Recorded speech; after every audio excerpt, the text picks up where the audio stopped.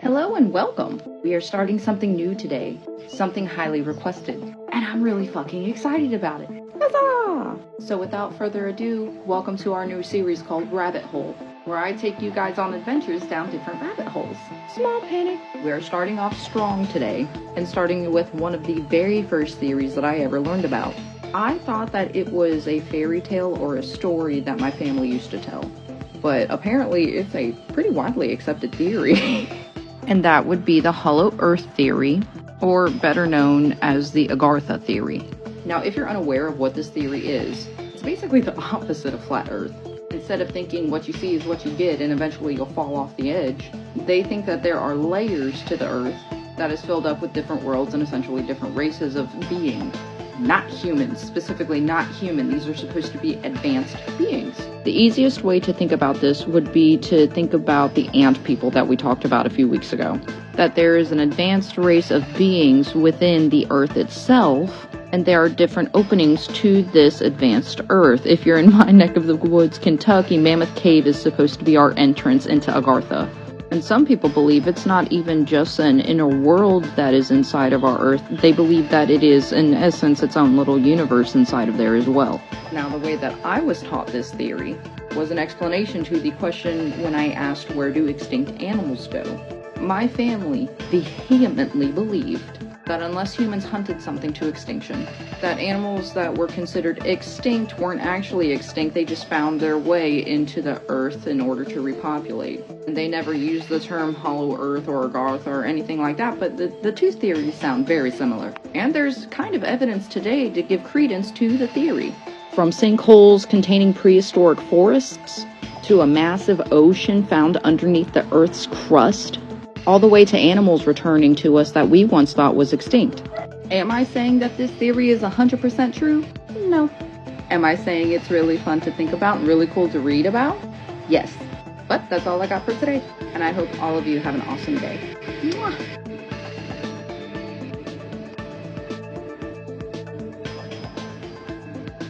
Hello and welcome to The Rabbit Hole, a new series where I take you guys on adventures exploring different rabbit holes with me.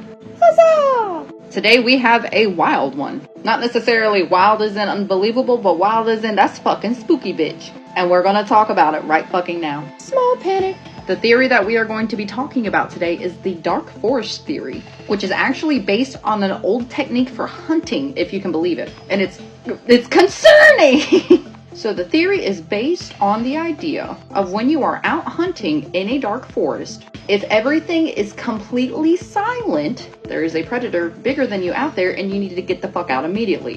Why? Think about it. If it is very quiet in a fucking forest to the point where you can't even hear bugs, that means that everything in the forest is hiding from something. And everything that is being quiet is potentially on the food chain. Just to run along with this theory, the thing that is not worried about being quiet is the thing that is doing the hunting. Now, if you are a hunter, you know just as well as I do that when you go out into the woods that there's going to be all sorts of sounds. Bugs, birds, deers, rabbits, squirrels, whatever. Because not everything will see you as a threat. But if there's quiet, there's a threat nearby because something is hunting.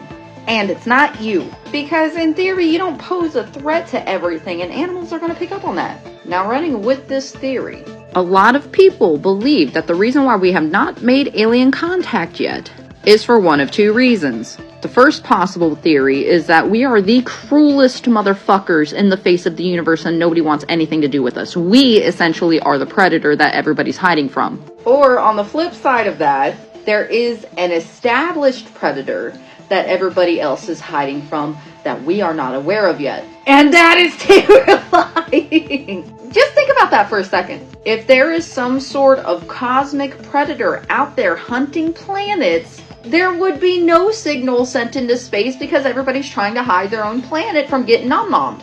Except the young civilizations that didn't know better. Like us. Am I saying that this theory is 100% concrete fact? No. Am I saying that it is spooky and really fun to read about? Fuck yes. Huzzah! Everybody knows about the Bermuda Triangle in the ocean. Every single child on the face of the earth thinks at one point or another in their life they are going to have to genuinely worry about the Bermuda Triangle. What if I told you that wasn't the only one? In fact, that there was a Bermuda Triangle on a cosmic scale. Hi, and welcome to the Rabbit Hole, where daily I take you on an adventure down a rabbit hole. The Bermuda Space Triangle is what we are going to be talking about right fucking now. Small panic, just on the off chance that you're not familiar with what exactly a Bermuda Triangle is. The Bermuda Triangle here on Earth is a section of the ocean where shit disappears.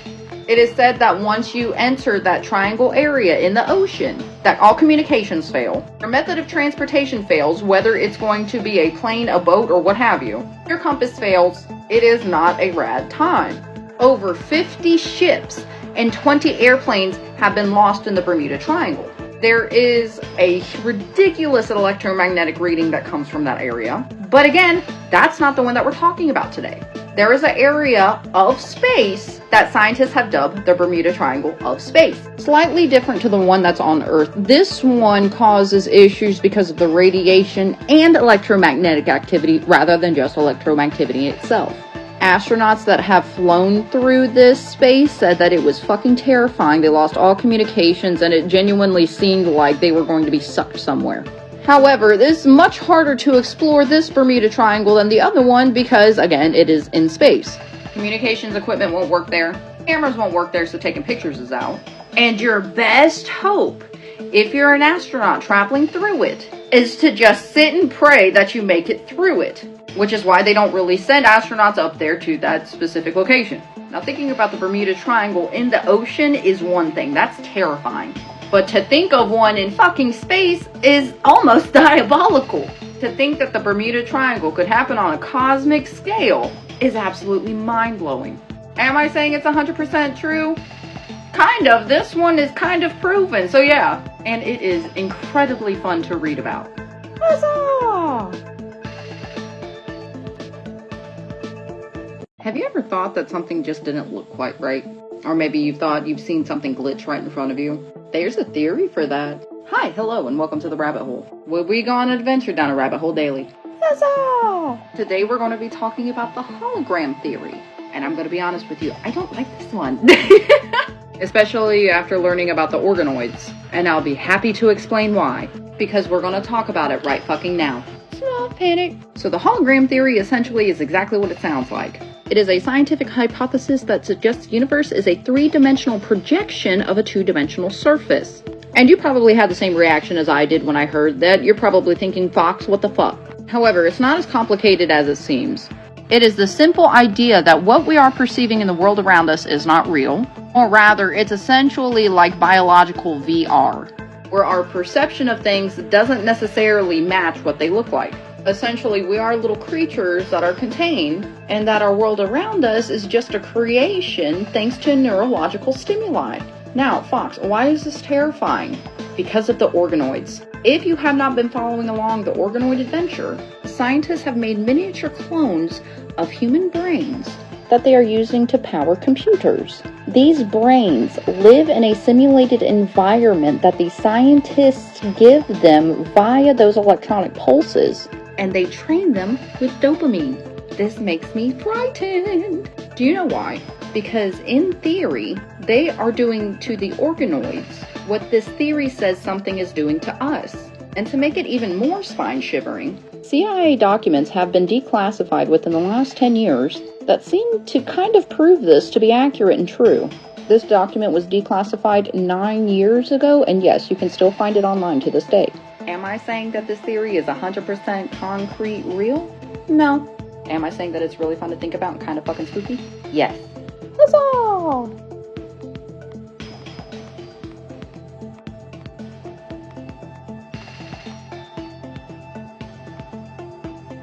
We as humans live and communicate through a series of signals daily, whether it's physical or subconscious signals that we are giving each other through conversation, through facial expression, body movement, shit like that, all the way up to radio signals and satellite signals that we use to communicate now through a distance. What if I told you, though, that one of the strongest pieces of evidence for alien life actually being out there was also a signal? That's what we're going to talk about right fucking now. Small panic. Hi, hello, and welcome to the Rabbit Hole, where I take you on a daily adventure deep diving into different rabbit holes. And today we are going to talk about one signal that we received way back in the day that pretty much set the idea in stone that there is intelligent life out in the universe besides ourselves. And that, my friends, is called the WOW signal. Huzzah! WOW signal is a strong narrowband radio signal that was detected by Ohio State University's Big Ear Radio Telescope August 15th in 1977. And what it was a random sequence of numbers and letters that came from deep space. Still to this day, we are trying to figure out what the sequence of numbers and letters mean. Nobody's been able to figure it out. What makes this even more fascinating is how far this signal traveled in order to reach us. It traveled 1,800 light years. So just to reiterate, this radio frequency signal traveled 1,800 light years to reach us, lasted only for 72 seconds, included a series of seemingly random letters and numbers, has never been mimicked, will never be able to be mimicked, and has never happened again. Amazing! And again, this is cited most often as the most concrete proof that we have to extraterrestrials being out there and being willing to communicate with us. Am I saying 100% for fucking sure that aliens exist? No. Do I think that it is really freaking weird that somebody would send a radio transmission 1,800 light years away from themselves just for it to be a series of random strings and numbers? Yeah. Do I think it's really fun to read about and kind of spooky? Oh yeah.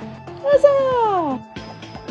Did you know that a majority of the population believes that we've never been to the moon? And it's all one man's fault. And we're going to talk about it right goddamn now. Small panic. Hello and welcome to The Rabbit Hole, a series where I take you guys on adventures down different rabbit holes daily. And today we are going to be talking about the moon landing, specifically people thinking that it was faked. And the whole reason they think it was fake is because somebody who specifically worked for the moon landing came out with a book and said that it was. This man went to his deathbed swearing up, down, and sideways that it was faked. Now the man in question, his name is Bill Kaysing. And he literally published a pamphlet titled, "We Never Went to the Moon."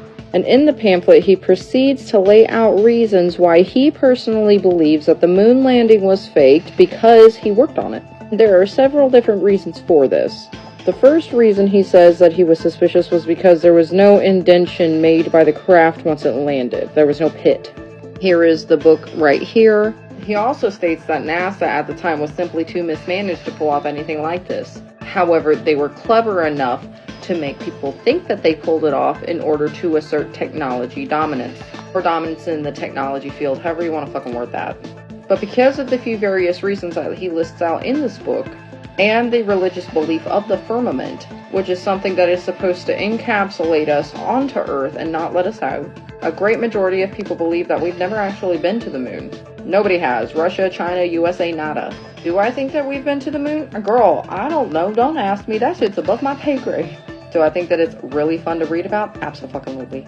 Huzzah! You ever got the sneaking suspicion that you're trapped in hell? Yeah, a lot of people do. There's actually an all-encompassing conspiracy theory for that.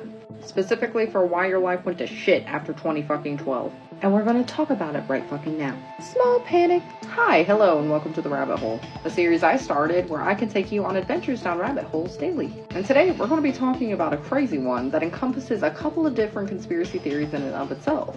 And that would be the theory that the world ended in 2012. And that somehow every single human on Earth that is still alive got shot over to a completely different dimension. And that's why shit be a little bit fucked over here. Now, all of this started thanks to the Mayan calendar, which seemingly just ended and dropped off in 2012. Instead of people just thinking that they ran out of room on the stone to put the calendar, they vehemently believe that it marked the closing of us living in a specific dimension. And supposedly, there are ways to tell that this dimension is different from your own. And the way you would notice a difference in your dimension would be a Mandela effect. A Mandela effect is you remembering something one way, when in all actuality it was another. I.e. the Bernstein Bears, it being spelled a specific way. That's one example of many. The reason why it's called a Mandela effect is because a bunch of people sincerely thought that Nelson Mandela died in prison. and him not dying in prison was their signal that they were in an alternate universe in their own. Do I think that the world ended in 2012? I don't know. Do I think that it's really fun to read about? Yes. Huzzah! Telling somebody in 2024 that they're going to get Clinton'd is a common occurrence. It is a daily joke or a daily meme that everybody has said at least once. However, the idea that the government has been offing people that has been deemed a threat to them has been around for forever. And we're going to talk about it right fucking now. Small panic. Hi, hello, and welcome to The Rabbit Hole, a series where I take you on adventures down different rabbit holes daily. And today, for lack of a better way to put it, we're going to be talking about the government Clintoning people. Specifically people that they feel threatened by. And this all started with Kennedy. Not saying that the Clintons had anything to do with Kennedy's death. However, the death of Kennedy seems to be the death that got everybody thinking that the government is in fact capable of doing this. And in essence, made everybody terrified of acting out. The reason why people have dumbed it down to being called Clinton is because there is a pattern with the Clinton family of people who speak out against them or whistleblow against them just happen to disappear. But not in a nice way. In a way where they're found 2 weeks later rotting. Yeah. Do I think that the Clinton family is capable of doing this? Yeah. Do I think the government as an entity itself is capable of offing people that they find as a threat? Double yes. Is it fun to read about? No, it's not fun to read about. It's actually fucking terrifying. Oh no. 9 times out of 10 when you go to an airport, it's not fun. You getting to your destination is fun. However, being in the airport itself is nerve-wracking as shit. However, what if I told you that the general population agreed that one airport and specifically was a gateway to hell?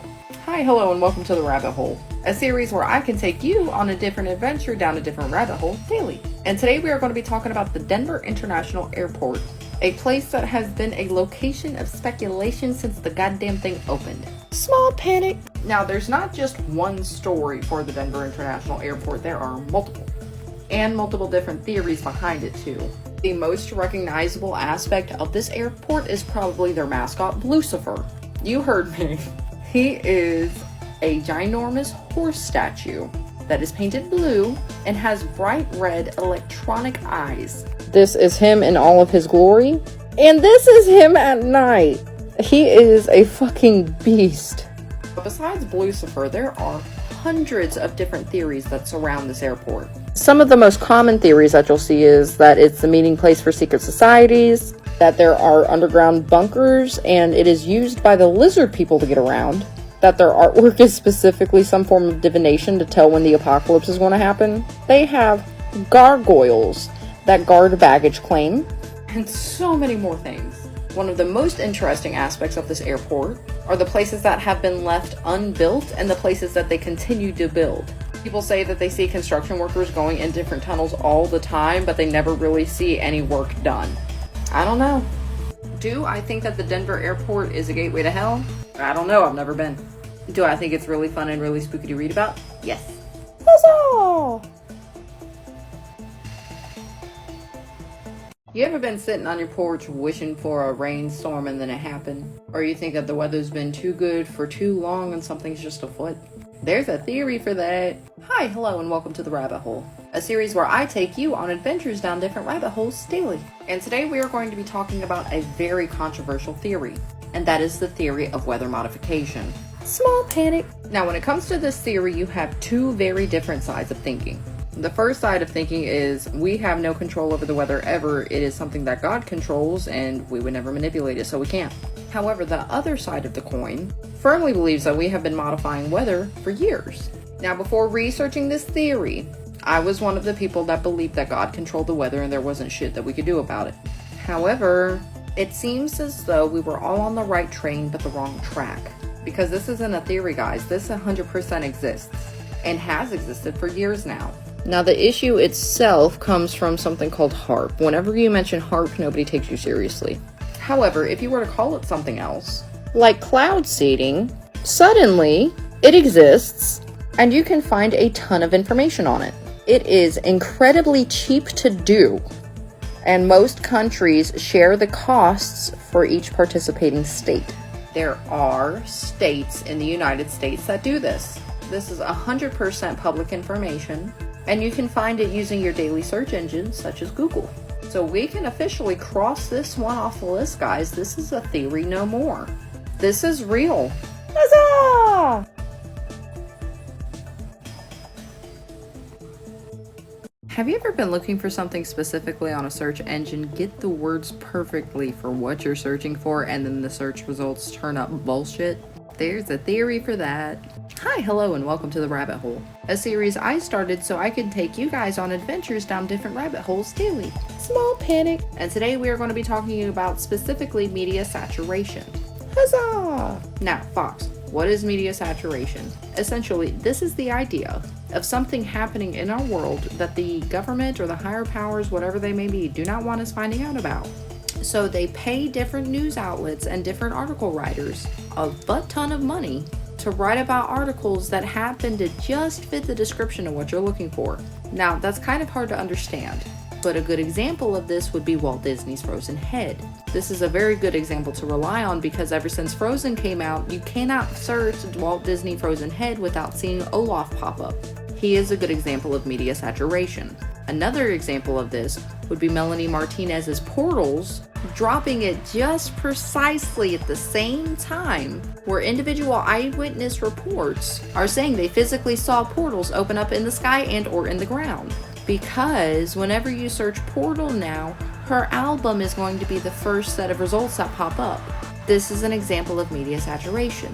The goal here is to keep you, the individual, from seeing specific stories or specific information that they technically have to publish for your well-being as a citizen. This also helps decredit whoever is making these allegations or reports on whatever's happening, because whoever else is in the conversation can do a quick Google search and think that they picked this up from some form of media. Do I think personally that this one could be real? It's definitely possible, the logic tracks. But do I also think that it's really fucking spooky and really fun to read about? Yes. I'll see you guys later. Bye. When I personally tell someone when hell freezes over, I think about Antarctica. There is no way that frozen tundra could be anything but a hellscape, right? Hi, hello, and welcome to The Rabbit Hole, a series I started so I can take you guys on adventures down different rabbit holes daily. Small panic. And if you couldn't guess by the opening, we're talking about Antarctica today, a frozen hellscape of not only snow, my personal enemy, but is also home to a vast different numbers of theories. Huzzah! So when I say vast number of theories, that's exactly what I mean. People believe everything about Antarctica, from it being some sort of opening to a UFO base, all the way to them believing that it doesn't exist at all.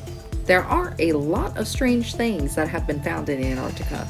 Perfectly rectangle icebergs, fucking pyramids, and supposedly Google knows something about Antarctica that we don't know. The most commonly believed theory, however, is that there is some sort of an opening there, whether it be the entrance to the Earth or an opening to some sort of a UFO base or a government base. I cannot stress this enough, you cannot survive there without special gear. It is a frozen hellscape, and that's why I picture it when I say when hell freezes over. You would have to have an absolutely insane amount of money to even think about starting something there, which the government does have. Do I think potentially something weird could be going on there? Yes. Will I ever find out? No. I hate the fucking cold, and I am not rich enough to get there. I'll talk to you guys later. Bye.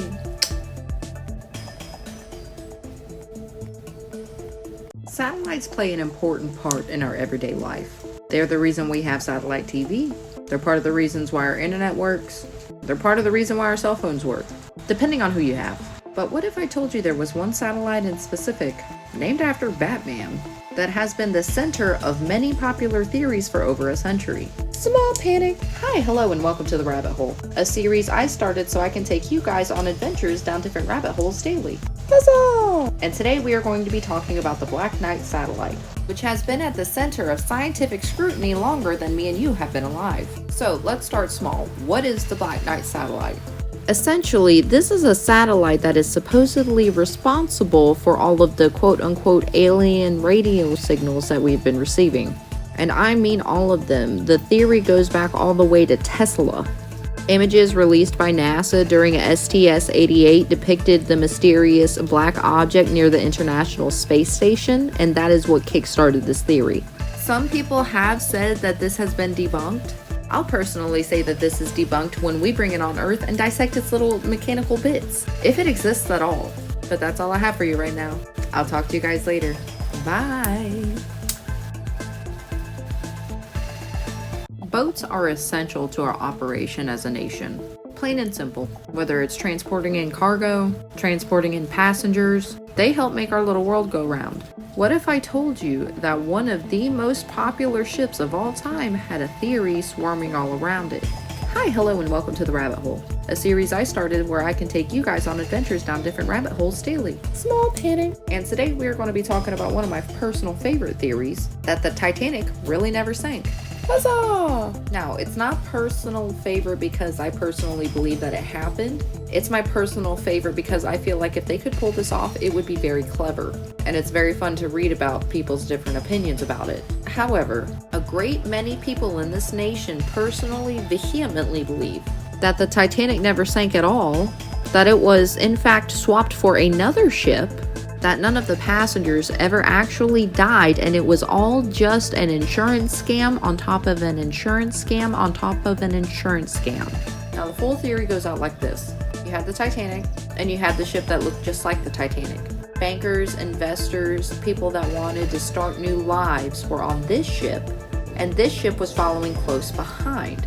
Now, everybody that supposedly was on this ship was a part of a scam in order to collect life insurance benefits, and then to round it all out, since the boat sunk, the person who owned the boat would also get a payout on the boat because it was insured. Bamboozle of the century! Now, the reason why I personally don't necessarily believe in this theory is because I don't think I could in good conscience believe that this tragedy did not occur without people coming out and say, hey, I'm still here, I didn't die. Otherwise, it just seems like it's downplaying the loss of life, and that feels icky to me. However, I do thoroughly enjoy reading people's evidence and the other opinions that they bring to the table, and that's why it's one of my favorites. But that's all I have for right now. I'll talk to you guys soon. Bye! My first introduction to the word zombie as a child was through the TV show Scooby-Doo. I asked my mother what a zombie was, and she told me that it was a soulless person. There are 1,000 different definitions for zombie. However, one collective theory that a lot of people agree on is that zombies in some capacity do exist. Hi, hello, and welcome to The Rabbit Hole, a series I started so I can take you on adventures down different rabbit holes daily. And today we are talking about zombies. A lot of people genuinely believe that zombies do exist, and for good reason. In Haiti, they have an entire zombification process.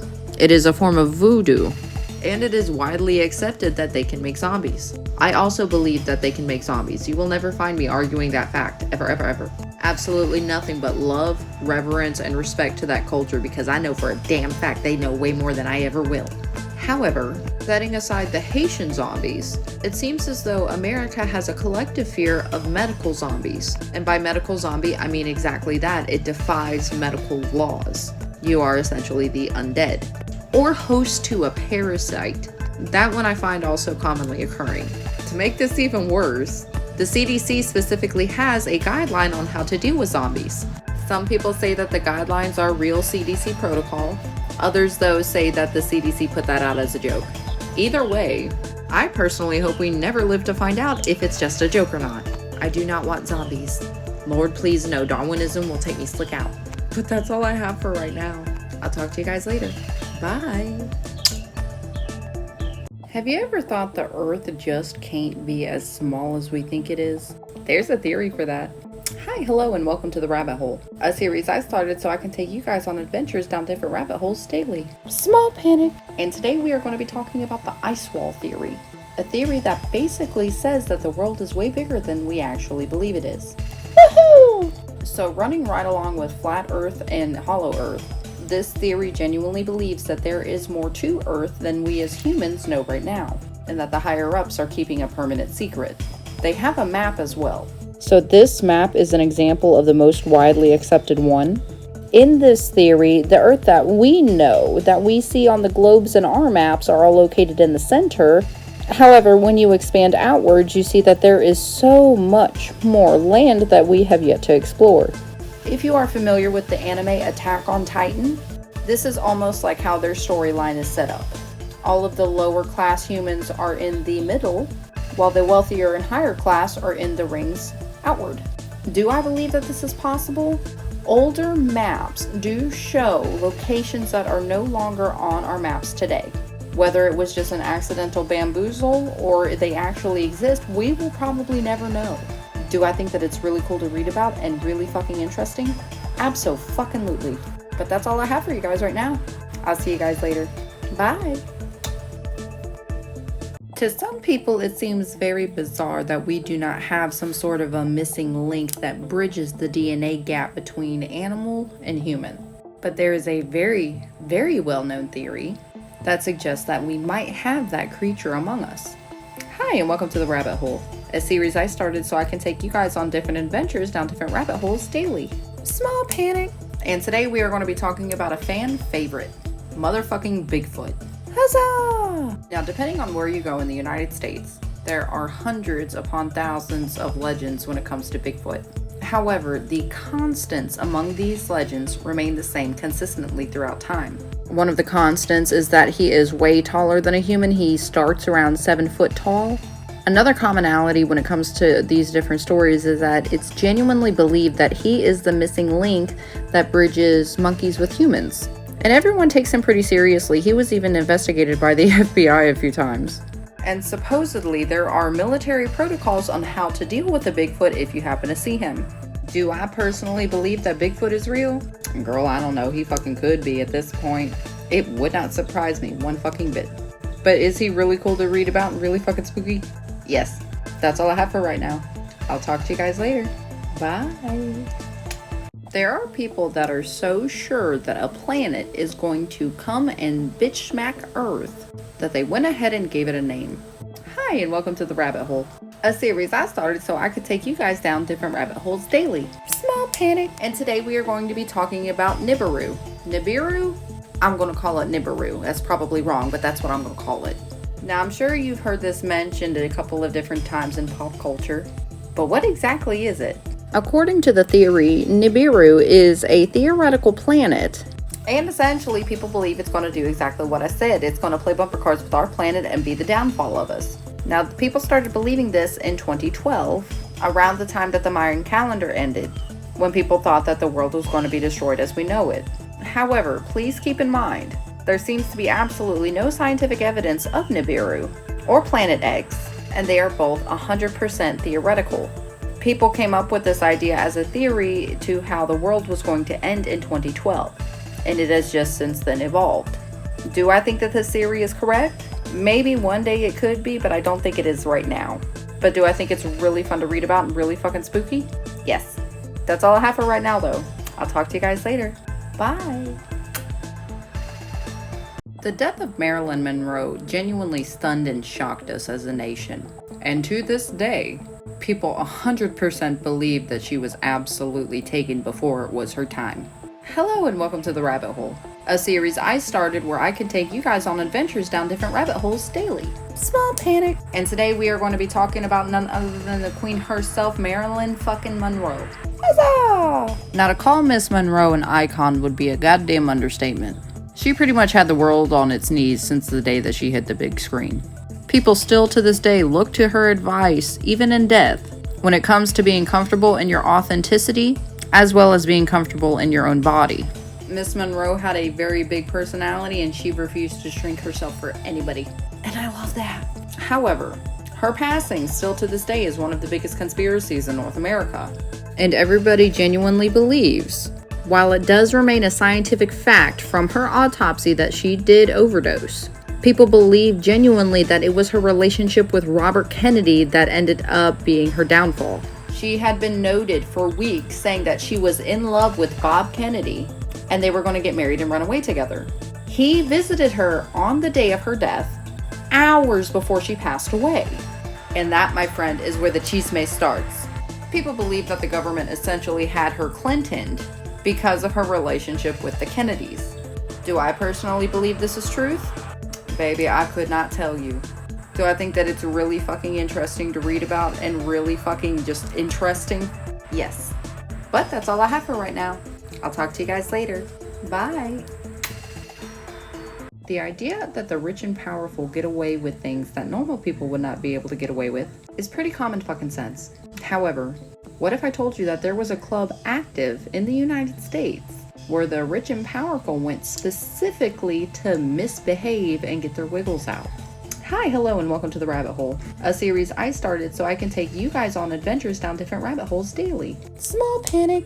And today we are going to be talking about Bohemian Grove, a place literally where the rich and powerful go to misbehave. Now, I was under the impression that this was not a real place and more of an idea.